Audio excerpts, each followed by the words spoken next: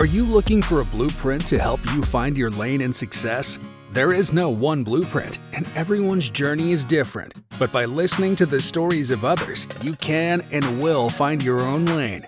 This podcast is dedicated to helping you find your unique version of success and will arm you with enough information that you can cherry pick what works for you. You'll hear interviews of some of your favorite people and learn from their expertise in their respected fields. Everyone has the ability to be successful, and your host, Chloe Love, will show you how.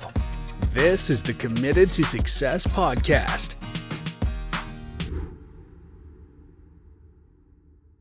Welcome, my Clovers, to another episode of Committed to Success with your girl, Chloe Love. Today, we have an amazing guest, Joelle Gargiulo, who is a multi-Emmy winning reporter and producer, mom, wife, entrepreneur, and just all out fabulous and glam encompassed. But before we get to Joelle, I like to talk to you guys one-on-one and give you guys some insight on the topic at hand, storytelling and the importance of storytelling. That's one of the things. So storytelling is basically what your brand is about, what you're about, what makes you unique, what people are going to love about you or the product that you're putting out. Everything has a story, right? So if you created a product, how did that come to be? What makes this product different from everyone else's product? What experience am I going to have when I come in contact with this product? And even when you're making your own story, what are the cons when it comes to this product? It's always good. I started off with, I was going to be a lawyer. So I'm very big on negligence. And negligence is a big thing when it comes to law. And that's to be able to foresee something that is going to happen that you should have known was going to happen and prepared for. So when launching any service or product, you want to make sure that you do that due diligence. What are the pros, but also what are the cons, so that you can formulate some type of response or fix it even before you put it out. Some things are fixable, some aren't, but you want to make sure that you're aware of those things to be able to answer for it, to tell the story behind it, to be able to fix it if you can, like I said. So storytelling, or even telling the story of how you came in contact with whatever that con was and how you addressed it to make it better for the people. So all of that is a part of storytelling, which is very important to your brand, because that will make or break you. That is how people see you. And that's what's going to make people decide before they even buy something or if they want to even try them. So make sure that you do that due diligence in what I call brand morphing, mapping out that story, making sure that that story is on point and that it's very specific and detailed in both the good and the bad, because you want to keep revamping that and making it better and better, right? We're going to talk about what makes for a good interview. Well, those unique aspects of what I just said makes for a good interview. When I interview with people, I tell them the things that, most people won't. As you guys know, I don't really just go on just the good parts or just talk about just all the good things. I prepare people for what the process is going to be, but I also let you know what the reward is. So I give a lot of answers that I think shock people. And I always authentically, like from my heart, say what I think or I feel. Now, there is a time and place for everything. Some things you should keep to yourself if they're not the nicest things or if they don't align with what's going on. So you got to know how to distinguish that on when you should say something and when you shouldn't say something. And it doesn't mean that you're being fake, because my brand is really, about being real. It doesn't mean that you're being fake because time and place and when not to say something or when not to bring something up. It just means that you have koof. And on our road to success and being committed to success, you have to know how to embody those things and how to show up that way. No one wants to work with someone or to be a part of a brand that doesn't understand professionalism, that doesn't understand just the basic social skills of how to interact, right? So you got to make sure that even in your storytelling, that you're saying things that are not offensive, that you're saying things that don't put you in a light where you look like you're unempathetic to what others are going through. that you're non-sympathetic to things that are sensitive to other people, and that you don't come across as a know-it-all or arrogant or, any of those things. You can be confident, you can showcase confidence, yes, in your storytelling, but you want to do that also from a place of being humble, because remember, it's not about how you start, it's how you finish, right? And with every rise, there can be a fall. You never know what's going to happen in life. So stay humble and stay true. When it comes to success, I talk about brand integrity all the time. Brand integrity in branding, as you know, is showing up with the same brand promise every time and hitting the nail on the head every time somebody comes in, or most times, because nothing is perfect. But for most of the times when people come in contact with your brand, you've lived up to your brand's promise. But your integrity is also what you stand for in your moral compass. So on your road to success, you have to know what that moral compass is. You have to set that foundation. You have to build that wall and know that, listen, I'm not going to let anybody over this integrity wall, because I won't compromise my brand or myself for this success. And success will come to you even if it seems like, if I don't take this deal, if I don't do this thing, it'll just be so easy. I'll do this bad thing and get what I need, and I'll give back to charity and make it all better. Or I'll go to the church and donate to the church. No, it doesn't work like that, because once you dirtied that integrity, you can't get it back. So remember those things when you're on your journey and this road to success. Remember that you have to keep your integrity together. Remember that you have to also be able to list your own cons and foresee negligence. Remember that you have to also stand out and be unique in your story and authentic to it. And that's my one-on-one with you for now. And we're about to take a break. And when we come back, we'll have the wonderful Joelle Gargiulo.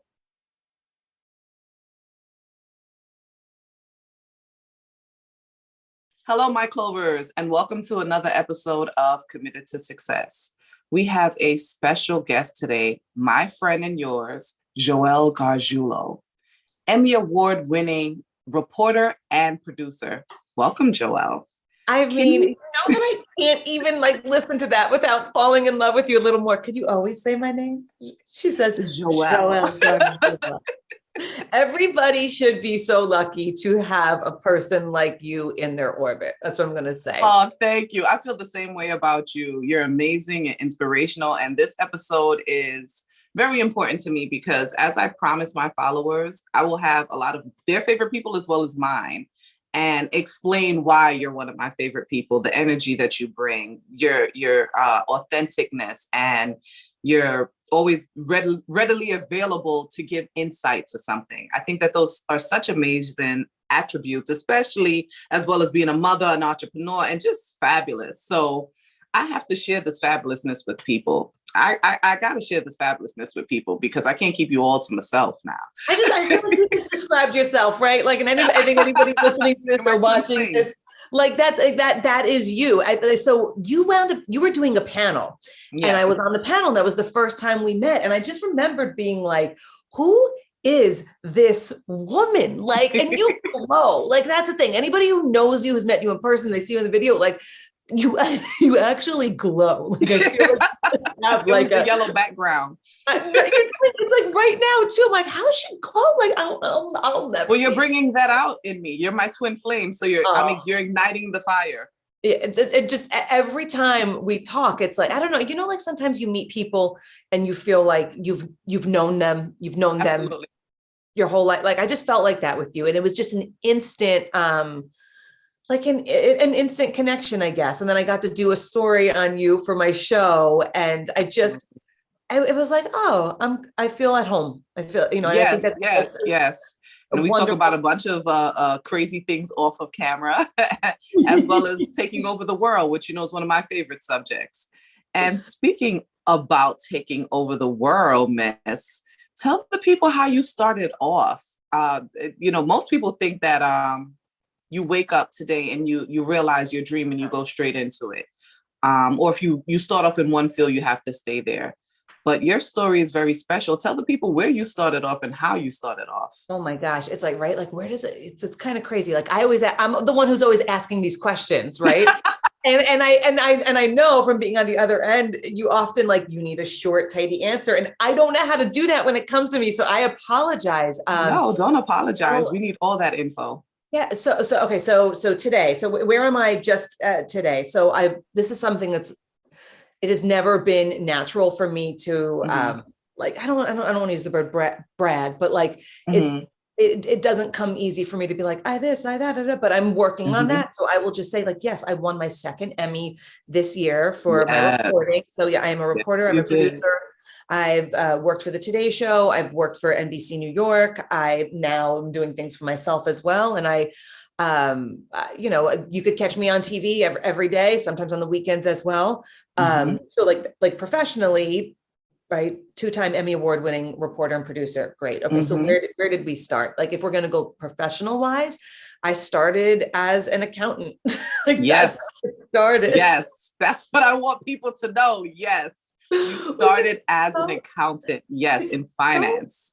So ridiculous, right? Like, I think when I was little, I always wanted to, I'm just going to fucking say it. Can we curse on here? Is this like a curse? Yeah, this is it. It's a safe space.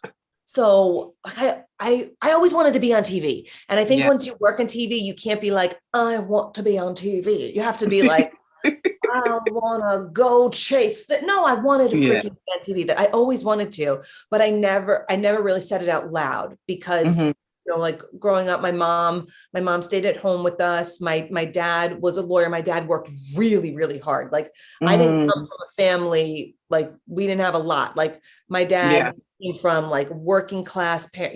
Like my nana and my pop, those were the best people under the sun, man. Like they, came from Italy, went to Brooklyn, went out to Long Island. These people were like, I don't know. They were so ahead of their time. Like I always wondered what they would have done if they were born present day. Like,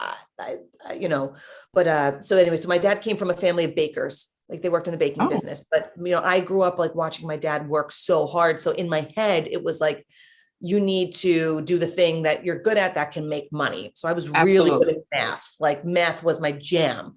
And so I would tell everybody I'm going to school to be an accountant, and they'd all be like, oh, what? Like, like I was very shy when I was a kid. I didn't really speak for many years. And then I came out of my shell eventually, but I wanted to go to school to be an accountant.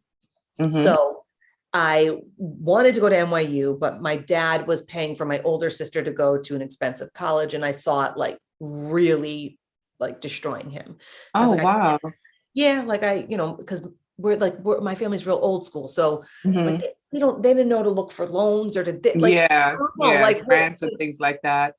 Yeah. Like they have like an old school, or like, I think the way that my dad was brought up by his family, you don't ask people for anything. Like, you know what I mean? Like you could be on the street, but you still don't ask for anything. Like, it's like, ask, like it's out there, Yeah. Right. Ask and you shall receive. Yeah. Like it's out there. But, so I don't want to do that to him. So I wound up going to Albany because I got a grant. Like my college was nothing. Like 4 years of my college was nothing. Lucky you. No, I mean, now I'm like, what would it cost to hopefully by the time our kids are in college will be free, but like, I don't even know what college costs today. So I went to Albany and I started as an accounting major, and I changed my major second semester junior year to marketing and finance.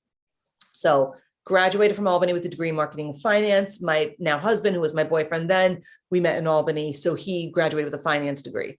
So I'm like, again, hopefully my mom won't listen to this, she'll kill me. So then my parents had found out about this job at KPMG, and they told my husband, my then boyfriend, about it, Chris, my husband, and they didn't tell me about it. And I remember being like, wait, what? So he wound up getting the job, but he wound up getting the job in the finance department. So me being me, I was like, I'm going to get a job there and I'm going to do it on my own, because for me, it's like the best way to get me to do something is to tell me that I can't. So absolutely. Went back to school. I finished my accounting degree in a year while I was working, got a job interview with KPMG on my own. And I wound up going for the interview and I got the job. So I was at KPMG as an auditor, one of the big 4 accounting firms, for a few years. I made the decision that I was going to leave. I took 3 days off. I interviewed with 7 companies in 3 days. I got all 7 jobs. Like, of course you did. You know what it is? It's like you like personality will take you places. Like, Absolutely. I was probably like not the best fit for any of these jobs, but you hire who you want to work with. So Absolutely. I went and working at New Line Cinema, and I took a job in the finance department. So it was a team of women, actually, which I thought was baller. So I was one of 5 females on this finance team. And I was there for a couple of years. And then all of a sudden, there were rumors that the company was going to go under. So New Line was owned by Warner Brothers. And I'll never forget, like, somebody from Warner Brothers came in to talk to us. And, they were talking about what might happen, but we should all just, work as usual and blah, blah, blah, blah, blah. And I was like, are you keeping this New York office, this physical space? And they were like, no. And I said, are you going to expand the Warner Brothers office for New Line employees? And they said, no. And I was like, okay, the writing's on the wall. We're all going to get laid off. So we all got laid off.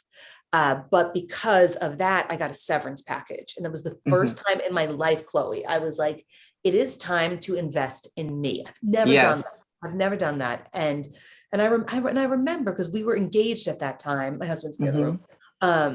And I remember I always wanted to do this TV thing. And I told it to my boss then. She like took me out to lunch and was like, what do you want to do? And I was like, I want to try to do this TV thing. And she was the first person to say to me, I think that would be great. I think you would be great. Everybody else was like, you can't do that. You'll never do it. Nobody ever makes it. But, wow. Because it's different. It's different now with like the internet and but like back then it was like you had ABC, NBC, CBS, like, like CNN, MSNBC, those things weren't even really like a thing yet. Yeah.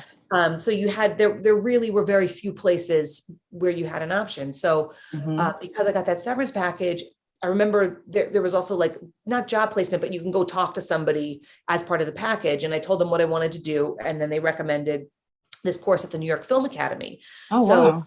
So I wound up taking on-air classes at NYU. And then I signed up for the New York Film Academy, and they had this thing called digital journalism. And like, nobody was talking about it. It wasn't a thing then. So that was learning how to, not just do the like, hey stuff, but the shooting, producing, the editing, all of it. So instead of hiring 5 people, you could hire 1 person. So first day, I like fell in love with it. And then until we had the technical stuff, and they were like, okay, take the tripod out. And I'm looking at this tripod like, what do we do with this? And I was like really discouraged, but I stayed with it. So originally I signed up for 4 weeks. I extended it for 8 weeks, took out a loan that I'm still paying off. And then I wound up doing the full year. And at the end of the school year, I got a job interview with NBC. So I needed to either go and take the final part of my CPA exam. I had 3 parts passed and I needed to take the 4th, or go do my reel, which we now think of like Instagram reels. That's like, back then that's like a video resume. And your pitch. Yeah. So I did not study for the CPA exam at all. And instead I focused on doing this. And I wound up getting the job with this little group called NBC Mobile, where we made videos for cell phones before anybody even had an iPhone. And then I essentially just hustled. But let me ask you a question, because that's an amazing decision or story. What gave you the gall to choose? Because this is what you call a real road, like a fork in the road, right? Yeah. And a lot of people hit there and they go to the safer bet. It would have obviously been the safer thing to take the CPA in something that you have that experience in, and that is in most cases more tangible to most people. What gave you the gall, the confidence, or that thing that let you know it was okay not to play it safe and move forward? What was that indicator that you heard, that you listened to? I wish it was something I had more of now, if I'm being honest. Yeah. But it was, it's like, it's so cliche when people talk about like, what goes on in your head, right? Yeah. I knew I was going to do it. And it was like, don't tell me I can't do it. I'm going to do it. I just knew it. I knew it. And everybody around me told me that I couldn't do it. Everybody around me. But I was like, no, this is what I'm going to do. And this is what I'm going to be. And I just did it. Like, and even I remember when I first started at NBC, though, like, I hate it when people are like the balls, like, cause let's just like the ovaries that I had. Right. Right. I said the gall. The gall.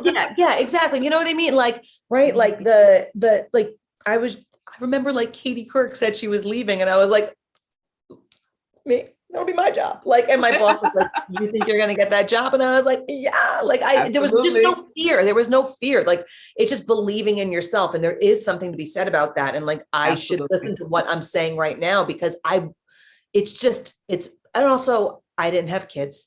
I didn't own anything. So, I was a renter, and I didn't have anybody else to worry about. And I think that plays into it. Like, financially, I got the severance. I was okay for a little bit, so I could try. And what was the worst thing that would happen? I would fail, but at least I would try. And also, like, I'm trying to get sick of the, like, we just kind of live under other people's rules. Like, why do we do that? You're not like that when you're a little kid. Think about your kid, right? When you think about your kids, like they what do you want to be? They don't care. They don't care. They just go with it. Right. So like, why can't we all go back to that? Like, we're so concerned about everything and this and that and what if, blah, blah, blah. Like, F it. Just try. It's free to try.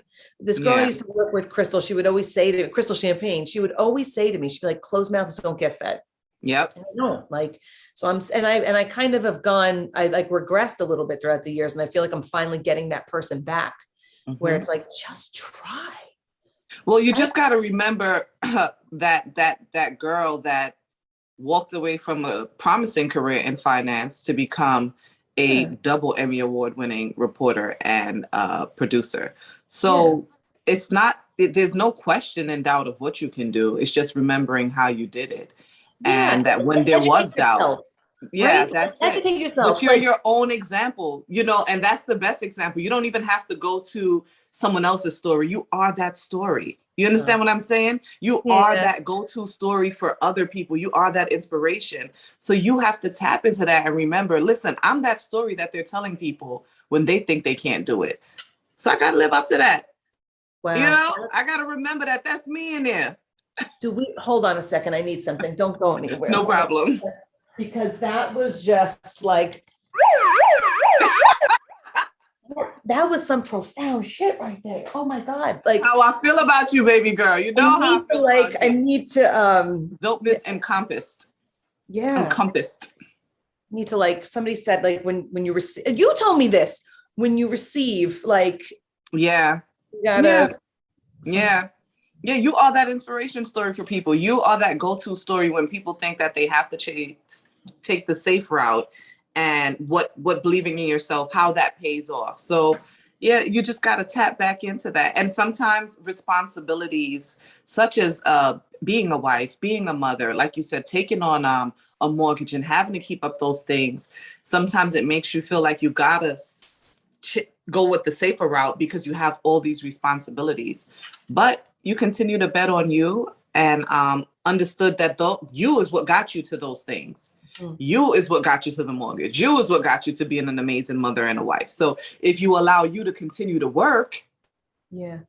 And don't you think it's kind of exciting where we are right now, where like back in the day, but back in the day means 10 years ago, like you couldn't, like, I don't know, things were so different. So now, like, everybody has a special skill. And I realize like that's monetizable.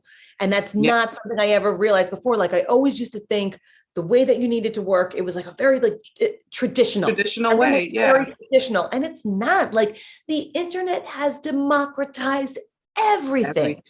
And like, I just want people, I don't know, like, I genuinely want people to shine. Like, I don't want anybody to go through life being like, what if I wish I would have that. I wish I would have that. Like, with regrets and doubts.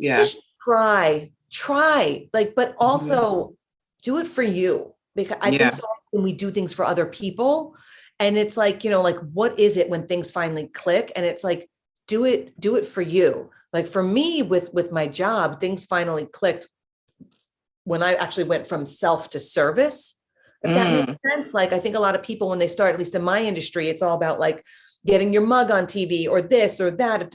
And like, I had a real shift, like, and I've always been this way, but like, I could see it now, where I started to view like my platform as a privilege, and how can I use my platform for good?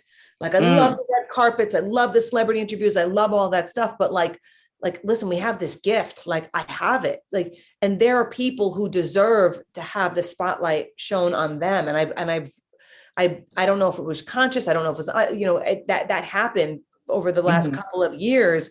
And it's been the most rewarding time of my career. Like, I love it. Like, I love getting to introduce people, like my audience to Chloe Love, Cruella, Lisa, like all of the things, you know what I mean? Like, I love like getting to highlight small businesses that deserve, like, why just put somebody on with a big budget who could hire a PR agency and no, like, give it to the mom and pops of New York, give it to those badass people who are out there, like doing the grind every day, So, but at the end of the day, like, I do stories that I want to see, right? Like, I want stories that I think people need to hear. Like, so there's that click that kind of happened. I also think I have like a fake eyelash hanging. Right. There we go. So with that being said, I loved how you summed that up. What is your definition of success? Oh, I don't know. I don't know. I really don't know. And I want to give you a good answer. Like, what feels natural to you? What do you feel like I want to be happy. This would mean success? I want to be happy. I want to, like, listen, you could say the Emmys, but like, no, like, I want to use my platform for good, knowing that I can use my platform for good. For me, that's as sweet as success could be. Like, sure, money would be great. Let's just put it out into the universe. More money, please come this way. Because absolutely, while you're doing these great things, because but you want that to be a part of the success. And I feel like there were, like, when I first got into the workforce in my accounting and finance days, like, I would have defined success by money. I would have. I really would have. I don't anymore. That. Yeah, I would have. I absolutely would have. Like, give me the paycheck. Where's my bonus? Where's this? Where's that? But like, it has shifted. I love, I guess, impact. Yes. That's a word that I think about. Yes. I think about like stores. I had a hand in saving, and like by a store, like I could be talking about like this book and toy shop, but it's more than that. It's like this one woman who like lived a life of service and never got her due. And all of a sudden now, like, to watch these people whose lives are exponentially better, but these are people who are making other lives better. Like, I had a little hand in that, That's like, great. Yeah. I had a hand in like fulfillment. Yeah. So I think impact, and I think really using the platform the way I think it should be used for.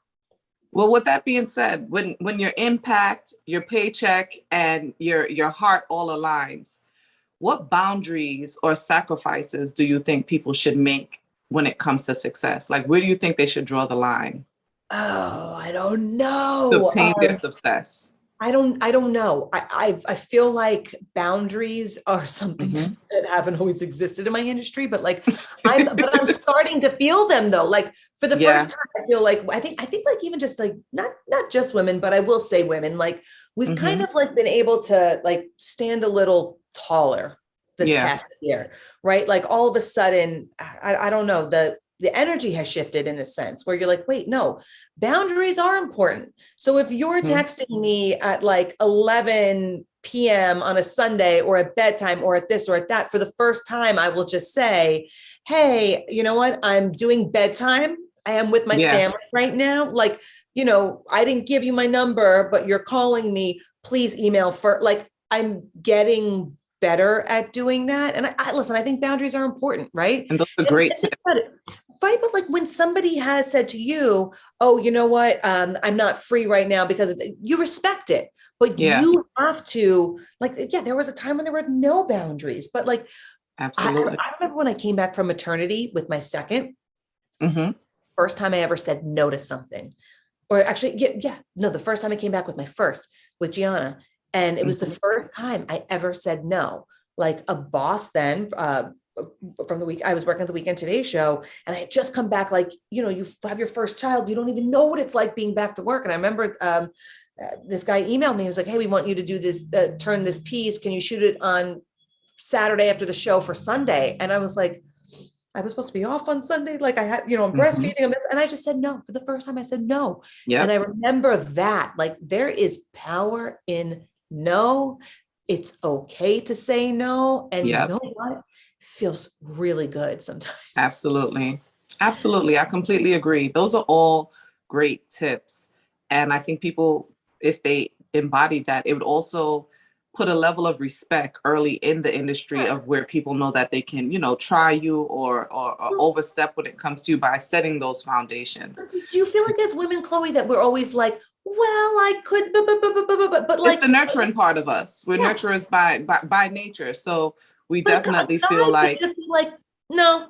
And they're like, and we're the ones who usually sacrifice, right? As mothers, is this. So we tend to take that into our jobs and sacrifice our happiness, our mental health, our self-care to make sure that we're showing up and also feeling like we have to show up better because it was a man's world. But like you said, as women, we're standing a lot taller and stronger and in our foundation, and we're able to say no. And then sometimes, hell no, so so that's a great thing. But with storytelling being a big part of your work and what you do, how important is storytelling to someone's brand? How important is it to the success of your brand? I think it's everything, right? Because it used to be, oh, hi, what do you do? I, this, that, and that. Yes. Now I can't do a story for me as a storyteller on a product, but the story is what sells. The story is what gets you in. And everybody has a story. That's the beautiful thing. Everybody has a story. And if you're listening to this, if you're watching this and you're like, well, I don't know if I have a story. I think like the biggest gift I could give everybody is separate your what versus your why, right? Yes. Your what is what you do, but why do you do it? What lights you up about it? Like that, like your backstory is incredible. So can I do a story on somebody who has opened up this, creation space in Brooklyn? Yeah, maybe. But your story is what gets the bosses when I pitch it like that to say yes, because you have an incredible story, right? Like there's only one you. There could be, hundreds, if not thousands of spaces similar to yours, but there's only one you. Like that's secret sauce. So your story is your brand. And again, like if you're lost too, I always think it's like a really good thing to say, like, what do you want people to say about you when you leave a room? What do you hope they say about you? So if you're a little lost, like that's your brand. Right? That's your brand. Absolutely. That's like even a product has a story. How did the product come to be? What do you want the product to feel, right? There's always great storytelling opportunities. Absolutely. I saw on your website, you did an interview with Oprah and you talked about what a good interview was. So tell us, what makes a good interview? I mean, could we just...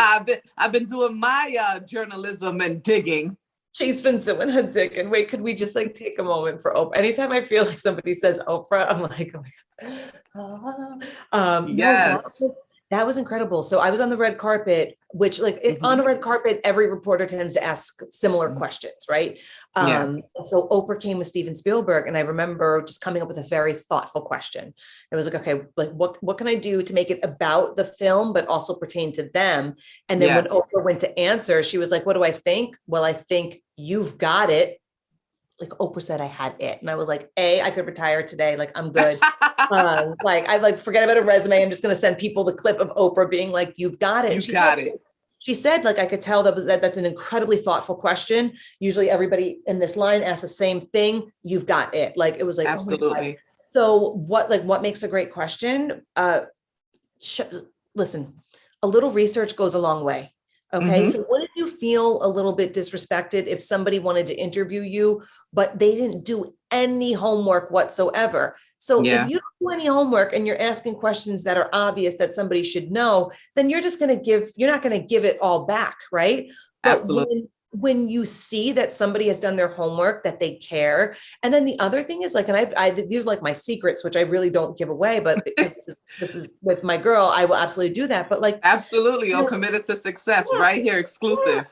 But ask what you really care about. I think so often we get stuck in like, I should this, I should that, I should ask about this.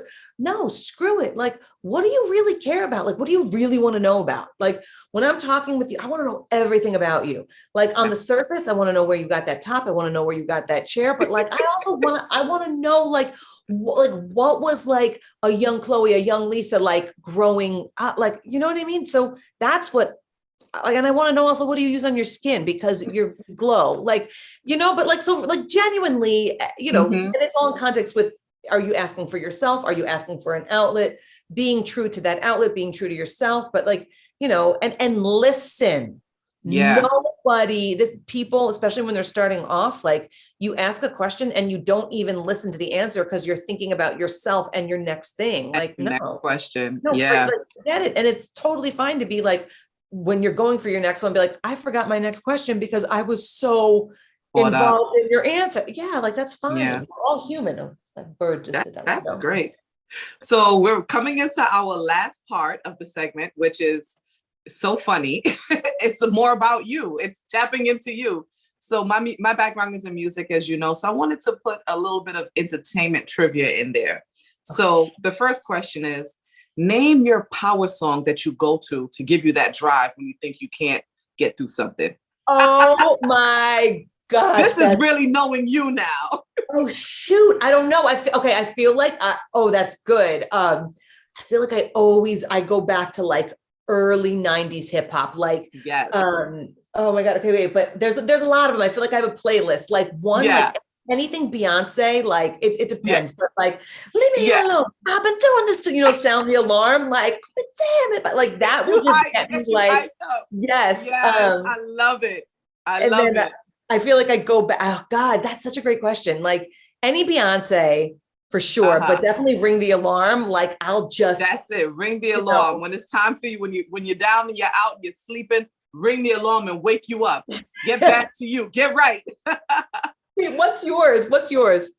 I have a few, but you know, the miseducation of Lauryn Hill is something that it's like, because I go through so many different changes with people coming from where I came from and evolving into Chloe Love. It's like, damn, it's funny how money changes situations, miscommunication leads to complications, my emancipation don't fit your, you know, so it'd be like that sometimes, you know. I lost ones. Lost ones is one of those stories I got to come back to when you go through things with people and realize that, hey, sometimes people who are not meant to be on your journey, you know, you end up with lost ones, but you find great ones like yourself on the way. Who's meant to be there, be there. And sometimes you got to get rid of the old to bring in the new. Not to call nobody old and say that the friendships didn't matter, but if they were meant to be there and they were about, you know, your journey with you, they would have been.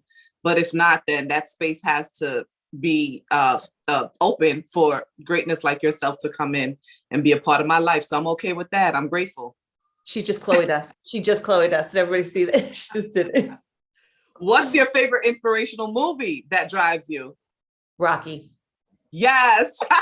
Rocky 4. I would say Rocky 4. I don't know, like Rocky 4. Yeah. Yes. And I love boxing. That's my favorite sport. And last but not least, what is your favorite quote? Oh, okay. So I think, I don't know if this is a JG original, but the one that comes to mind, I always say good things come to those who hustle. Absolutely. You know, and absolutely. I'm sure, I feel like I've had some, wait, hold on a second. Let me go back. You wasn't ready for this. I don't know. I get into the gritty right here, right now. So good things come to those who hustle. That's mine. I love that. I love that because it aligns with faith without works is dead. So, that's one of my, well, that's from the Bible, but that's one of the quotes that I really align with from the Bible. Faith without works is dead. So, Jesus, thank you, Jesus. Thank you for that. Thank you for that. Okay, I'm going through. I love this. Be the reason someone smiles today. These are I write them down and then I put them on. So leave room for magic. This is a pandemic, not a productivity contest. That was a big one. Somebody said this to me. She's like, she asked for one and I'm giving like 100. No, I love it. I love it. This gives a lot of inspiration. Right? Treat yourself the way you'd want your daughters to be treated. I love that across the board. For men and women. I love that. Then ready. If if your own story is not inspiring you, it's time to rewrite it. Ooh. Yeah, Chloe Love gonna have to borrow that one. That's I'm grateful to be here to have heard that, because that's what I'm gonna have to start telling some folks. Right. Oh my God. Those are like when one door closes, you're okay. Now I'll go down the rabbit hole. Wow. Nothing changes if nothing changes. Okay. And then I go back to, it's a pandemic, not a productivity.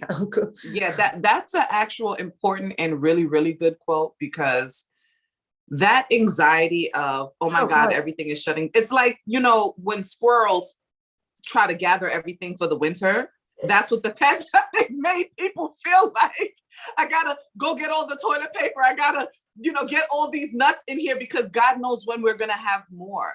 That's where that anxiety is coming from the productivity part. But tell me you didn't see people like launching 10 online businesses, speaking now 15 languages, like working out 17 times a day. And then I was legit on the floor, paralyzed from anxiety at one point, where I was like, I was pregnant. So I was pregnant. I had lost at that time the biggest contract of my career, which was the Bloomberg. Well, we didn't lose them. I must say, Mayor Bloomberg kept the contract, but it was supposed to be extended for the full year. Yeah. And that didn't happen due to the pandemic, but he did stay true to the first 6 months. But there were so many great things in the works that was happening that just boom, got shut down.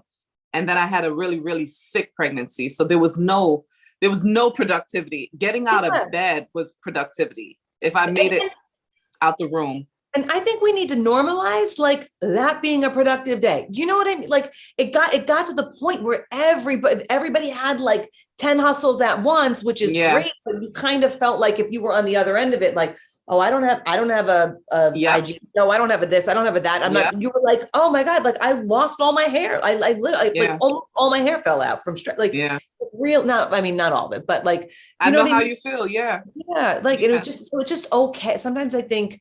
And I think that, I don't know, do you feel like this happens with age too? Like, absolutely. Absolutely. I feel like it's even more than age, wisdom, because some people get old and still stay stagnant in their mentality, but with wisdom and understanding that everything happens for you in its time.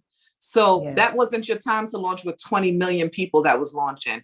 It was for you to get your story together, get your content to stand out and have a unique standpoint, and for you to launch them with your time and for your voice to be there. And I had to learn that, because I did feel like I missed out on a lot of things. But that was also because I couldn't move the way I wanted to. And I'm a person who likes to be doing things. So that was all really great advice. Really, really great advice. Well, Joelle, thank you for coming on and blessing us with your amazingness and your wisdom. We're definitely going to want to have you back. And tell the people where they can find you and what you have, coming out that we can look forward to, and how they can be on that waiting list for when it launches. I love you so much. And also, like, just to keep it real, which I always do, it's like then my husband pops in. He's like, are you going to go pick up your kid? I have to pick up my daughter in like 7 minutes. Okay. That's part of the success that we which is like, you know what, but that's the thing. It's like the hustle is real. The hustle is real. It really is. So IG is my jam, Joelle Gargiulo, JoelleGargiulo. So like IG is really where you could keep up with me the most. I post a lot of things about my personal life, but also projects I'm working on for work. And I have a couple of really exciting things coming up. I'm going to put this out into the universe. What I'm really trying to do is a confidence on camera downloadable course. That's going to be like my Q1, Q2. I really want to do that. So many people come to me with these questions, and I try to give everybody my time, but like, we need the course, because sometimes you get an answer, you need to be able to go back to it. And as you said, now that we're in a digital world, camera doesn't just mean on NBC, it's on camera. So this is something that a lot of people can benefit from. Thank you. I love you. I love you so much. I'll be sending out that email blast as well. Everybody needs a Chloe in her corner. Going to benefit from, Oh my God. Give me a hug. Give me a hug. Just like through there. I adore you. Or I got to go get my kid. I love you. All right. Chloe. Go get the baby kisser for me. Love you. Goodbye, my girl. All right. Have a good one. Stay tuned. There's more show after this break.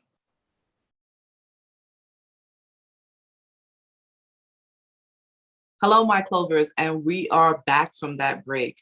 What an amazing interview. This episode was so much fun, which I know you guys seen. I love interviewing people that I know, and I just know that are great, and that I'm bringing that quality to you guys. I'm bringing that creme de la creme information of people who are really out here doing it, not faking it.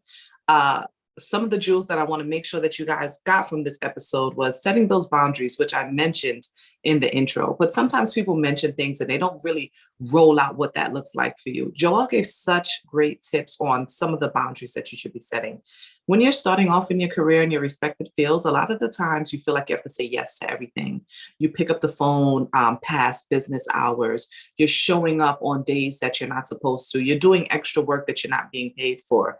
And yes, you do pay your due diligence. And some people call them paying your dues, but also respectfully within some type of boundaries for yourself, because later on in life, you will gain more respect.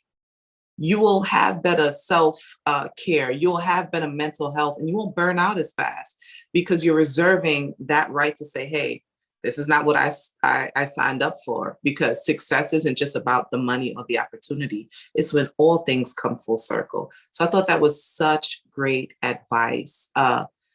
Joelle started off in accounting and finance. One of the stories that I want to share with you guys is about my delivering doctor. This was a funny story. This doctor was so good, I went back to the hospital so he could deliver my second child. As I was speaking to him after the delivery and got to know him a little better, he started off in hospitality. He was in the hotel business for, I want to say 20 years, if I can remember properly, before he decided to follow his dream and going back to being a doctor. It's never too late to follow your dream. And you can start off very professional, but when you know you have a knack or a talent for something or a yearn for it, give yourself that chance. If that man had never decided to go into medicine, I don't even know how that delivery would have been with my first child. And I always think about that. Thank God he decided to say, I had fun in hospitality. I liked it, but I want to be a doctor and it's not too late for me. And yes, I can do it. And I know this is a big career change and I'm making great money here with the time I have in, but this is where my heart is at.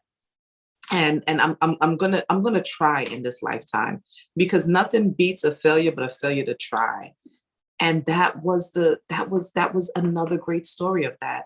Joelle going from finance to 2 Emmys. If you don't try, you rob yourself of so much opportunity, guys. If you don't show up and do the work, even if you just have talent, you rob yourself of so much opportunity, guys. Joelle is talented. She got 7 interviews and got all 7 jobs. That says something about her talent and her personality. And even recognizing that and saying, this can translate here. Recognizing those jewels within yourself and following them. That's what's going to make your life fulfilled. That is what it means to be committed to success. So I hope you guys enjoyed this episode, got those jewels, and I will see you next time. Until then, peace out, Clovers. Thank you for listening to the Committed to Success podcast. Make sure to subscribe to the podcast, share, and tell a friend. Rate and review, and join us next time. Check out the show notes on the website for links to everything that was mentioned in this episode. For all upcoming events, services, and products, visit chloelove.com.